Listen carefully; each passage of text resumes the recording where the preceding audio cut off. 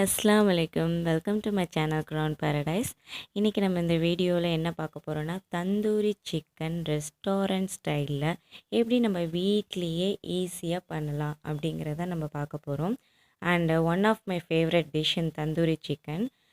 இதோட ரெசிபியும் ரொம்ப ரொம்ப சிம்பிள் தான்.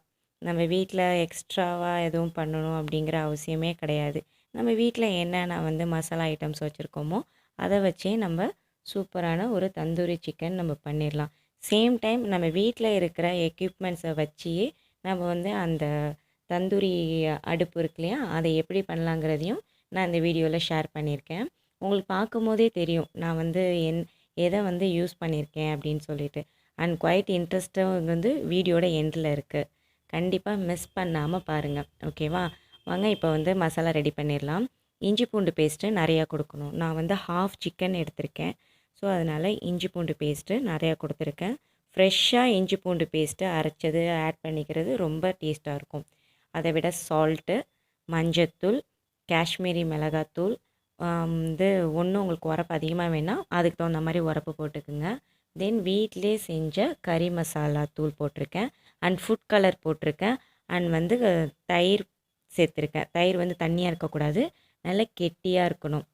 ஹோம்மேடு மசாலா என்னென்னா அதில் ஜீரகம், பெருஞ்சீரகம், மிளகுத்தூள், கொரியாண்டர், அதாவது மல்லி எல்லாமே மிக்ஸ் பண்ணி இருக்கிறது தான் நான் என்னோடய ஹோம்மேடு கறி மசாலா.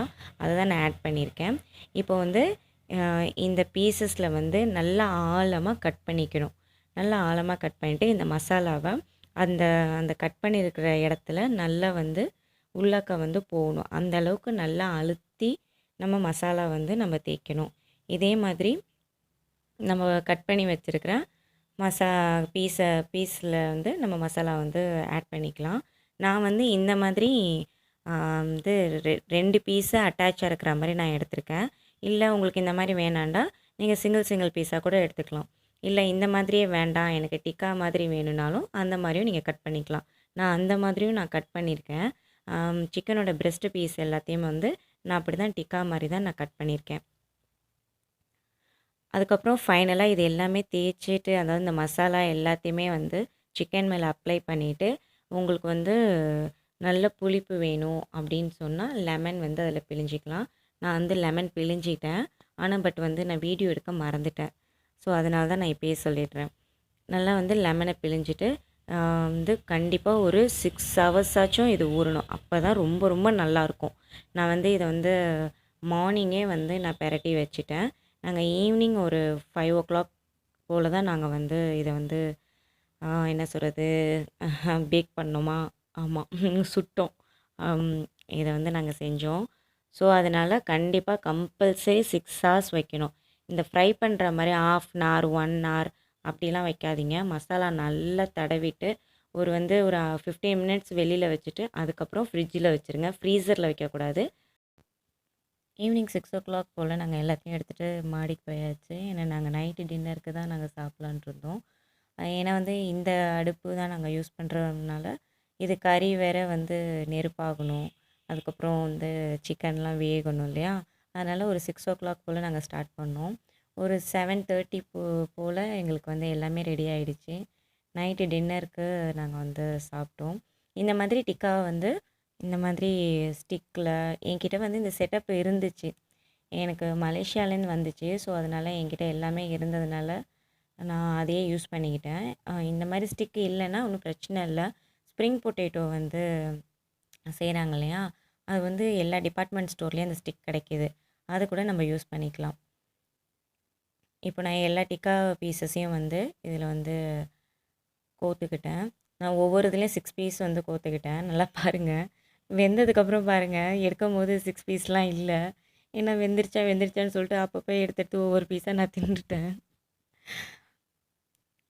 நல்லா என்ஜாயபுளாக இருக்கும். இது ஃபேமிலியோடு உட்காந்து நல்லா இந்த அடுப்பில் உட்காந்து செஞ்சுட்டு நல்ல ஒரு என்ன சொல்கிறது, நல்ல ஒரு என்ஜாயபுளான மூமெண்ட். தந்தூரி செய்யலாம் அப்படின்றாவே நானும் என் ஹஸ்பண்டும் ரொம்ப ஹாப்பி. அது என்னமோ தெரில, அது ரொம்ப என்ஜாயபுளான மூமெண்ட்டாக எனக்கு ஃபீல் ஆகும். பேசிக்கிட்டு மாடியில் உட்காந்துக்கிட்டு நாங்கள் பீச்சுக்கெலாம் எடுத்துகிட்டு போய்லாம் செஞ்சு சாப்பிட்ருக்கோம். ஜாலியாக இருக்கும் இது. ஸோ அதனால் ஆல்வேஸ் டேஸ்ட்லேயும் சரி, இது வந்து ப்ரிப்பரேஷன்லேயும் சரி, எனக்கு மோஸ்ட் ஃபேவரட்டான டிஷ்னால் வந்து தந்தூரி சிக்கன் தான். இந்த டின்னு வந்து ஆக்சுவலாக வந்து பிஸ்கெட் டின்னு. இது வீட்டில் நம்ம பிஸ்கெட்டு சாப்பிட்டுட்டு வேஸ்ட்டாக இருக்கும் இல்லையா, அந்த டின்னை தான் வந்து நாங்கள் மேக்ஸிமம் இந்த மாதிரி நாங்கள் நடுவில் மட்டும் இப்படி கட் பண்ணி நாங்கள் அதையே வந்து தந்தூரி அடுப்பாக நாங்கள் யூஸ் பண்ணிக்குவோம். இது ஒரு வந்து 2 to 3 டைம்ஸ், 4 டைம்ஸ் கூட யூஸ் பண்ணிக்கலாம். அதுக்கப்புறம் கீழே ஹோலாக விழுந்துரும். அந்த அப்புறம் அந்த டின்னு டேமேஜ் ஆகிட்டா அதுக்கப்புறம் நம்ம மாற்றிக்கலாம். இல்லை இந்த டின்னுலாம் எங்கள்கிட்ட இல்லை அப்படின்னு சொன்னால் மண் சட்டி இருக்கு இல்லையா, மண் சட்டியில் கீழே நெருப்பாக்கிட்டு நம்ம வந்து யூஸ் பண்ணிக்கலாம். இல்லை எங்கள்கிட்ட இந்த மாதிரி என்ன சொல்கிறது, இது பேர் எனக்கு தெரியலையே, இந்த மாதிரி என்கிட்ட செட்டப்லாம் இல்லை அப்படின்னு சொன்னாலும் பிரச்சனை இல்லை. இந்த இந்த ஸ்டெய்னர் இருக்கு இல்லையா சில்வரில், அது கூட இப்போ வந்து எல்லா டிபார்ட்மெண்ட் ஸ்டோர்லேயும் கிடைக்கிது. ரொம்ப பெரிய பெரிய ஹோலாக உள்ள ஸ்டெய்னர் இருக்கும். அந்த ஸ்டெய்னர் யூஸ் பண்ணி கூட நம்ம வந்து இந்த மாதிரி சிக்கன் வந்து இது பண்ணிக்கலாம். அமேசான்லேயும் அது இருக்குது. இப்போ வந்து நெக்ஸ்ட்டு வந்து இந்த பீசஸ் இருக்கு இல்லையா, பீசஸ் வந்து நான் இந்த மாதிரி வச்சுட்டு நாங்கள் சைடில் வச்சுட்டேன். ஏன்னா டிக்கா வந்து 3/4 வெந்துருச்சு. ஸோ அதுக்கப்புறம் என்ன பண்ணேன், இது கன்வீனியண்ட்டாக இல்லைன்னு சொல்லிவிட்டு நடுவில் வச்சு டிக்காவை தூக்கி மேலே வச்சாச்சு. மேலே வச்சுட்டு வச்சாச்சு.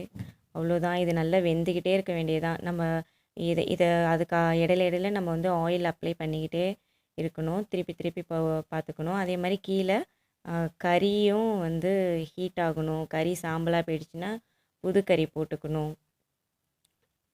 அப்படியே வந்து நம்ம பார்த்து பார்த்து மாற்றி மாற்றி வச்சுக்க வேண்டியதான். இடையில ஆயில் அப்ளை பண்ணிக்கணும் திரும்பும் போதெல்லாம். கண்டிப்பாக வீட்டில் ட்ரை பண்ணி பாருங்கள். நல்லா ஒரு கெட் டுகெதர் மாதிரி இருக்கும்போது இந்த மாதிரி ட்ரை பண்ணி பாருங்கள். ரொம்ப ரொம்ப நல்லாயிருக்கும். நல்லாயிருக்கும். ரொம்ப ஒரு நல்ல ஒரு ஃபீலாக இருக்கும். ஒரு ஸ்ட்ரெஸ் பஸ்டர் அந்த மாதிரி கூட சொல்லலாம்.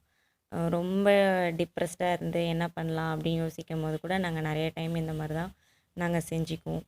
இது ஒரு என்ன சொல்கிறது, நம்ம கிச்சனில் வந்து அந்த கேஸ் ஸ்டவ்வில் செய்கிறத விட இந்த மாதிரி ஒரு இது செஞ்சு சாப்பிடும்போது எங்களுக்கு ஒரு ரொம்ப ரிலீஃபாக இருக்கும். இது எங்களுடைய எக்ஸ்பீரியன்ஸில் நான் சொல்கிறேன். நீங்களும் கண்டிப்பாக வீட்டில் ட்ரை பண்ணி பாருங்கள். இதுக்கு வந்து ரொம்ப பொறுமை வேணும். இது வேகிறதுக்கு வேகிறதுக்காக வந்து நம்ம அதை விசிறிக்கிட்டு நம்ம அதை திரும்ப திரும்ப திருப்பி திருப்பி போட்டுட்டு நம்ம ஆயில் அப்ளை பண்ணிவிட்டு அதுக்கு வந்து ரொம்ப ரொம்ப பொறுமை வேணும். கண்டிப்பாக ட்ரை பண்ணுங்கள் வீட்டில். ஒன்ஸ் கண்டிப்பாக ட்ரை பண்ணி பாருங்கள். இல்லை இந்த டின்னும் கிடைக்கல எங்கள்கிட்ட இந்த மாதிரி அது என்னது மண் சட்டியும் இல்லை அப்படின்னு சொன்னால் நீங்கள் வந்து ஆயிலே ஃப்ரை பண்ணிவிட்டு லைட்டாக ஆயிலே வந்து ஷாலோ ஃப்ரை மாதிரி நீங்கள் பண்ணிவிட்டு அதுக்கப்புறம் ஒரு நல்ல பெரிய பேனில் இந்த இந்த பீசஸ்லாம் வச்சுட்டு நடுவில் வந்து ஸ்மோக்கி எஃபெக்ட் கொடுத்தா கூட உங்களுக்கு அந்த தந்தூரி அடுப்பில் செஞ்ச எஃபெக்ட்லேயே அந்த அரோமா கிடைக்கும். கண்டிப்பாக இதோட என்ன நாங்கள் சூஸ் பண்ணது என்னென்னா, எப்போதுமே நாங்கள் சூஸ் பண்ணுறது வந்து ஒன்று பரோட்டா, அப்படி இல்லைன்னா குபுஸு. இந்த வாட்டி நாங்கள் குபுஸு ட்ரை பண்ணல. நாங்கள் பரோட்டா வச்சு தான் நாங்கள் சாப்பிட்டோம். நாங்கள் இது எல்லாமே ஃபினிஷ் பண்ணி நாங்கள் சாப்பிட்றதுக்கு எப்படியும் ஒரு 8:30 ஆயிட்டு. தந்தூரியோட வந்து பெஸ்ட்டு காம்பினேஷன் வந்து மயோனைஸ் அண்ட் வந்து மின்ட் சட்னி. நான் இது 2மே அன்றைக்கி செய்யலை. நாங்கள் வந்து ஜஸ்ட்டு பரோட்டா அண்டு இது பீசஸ் வச்சு சாப்பிட்டாச்சு. இந்த வீடியோட எண்டில் மறக்காமல் பாருங்கள். ஒரு இன்ட்ரெஸ்டிங்கான ஒரு வீடியோ நான் ஆட் பண்ணியிருக்கேன். கண்டிப்பாக மறக்காமல் பாருங்கள். நம்ம சேனலை ஃபஸ்ட் டைம் பார்க்குறவங்களா இருந்தால் மறக்காமல் சப்ஸ்கிரைப் பண்ணுங்கள். பிடிச்சிருந்தால் லைக் பண்ணுங்கள். உங்கள் ஃபேமிலி ஃப்ரெண்ட்ஸுக்கு ஷேர் பண்ணுங்கள். தேங்க்ஸ் ஃபார் வாட்சிங். இப்போ நம்ம என்ன செய்ய போகிறோம்னா தந்தூரி சிக்கன் செய்ய போகிறோம். அதுக்கு வீட்டில் நீங்கள் தந்தூரி மிஷின் இல்லைன்னா நீங்கள் எதிர்பார்க்காதீங்க. இதேமாதிரி பழைய ரொட்டி நின்றுமா அப்பா சின்ன அப்பா பெரிய அப்பாலாம் கொண்டு வந்திருப்பாங்க. அந்த ரொட்டி டின்னை நடுவில் பிளந்து கை காலை கிழிக்காமல் வச்சு கரெக்டாக செஞ்சிங்கன்னா இதேமாதிரி ஒரு தந்தூரி மிஷின் கிடைக்கும். இதை நீங்களே வீட்டில் செஞ்சு எளிமையாக ஒரு 1000 ரூபா மிச்சம் பண்ணலாம்.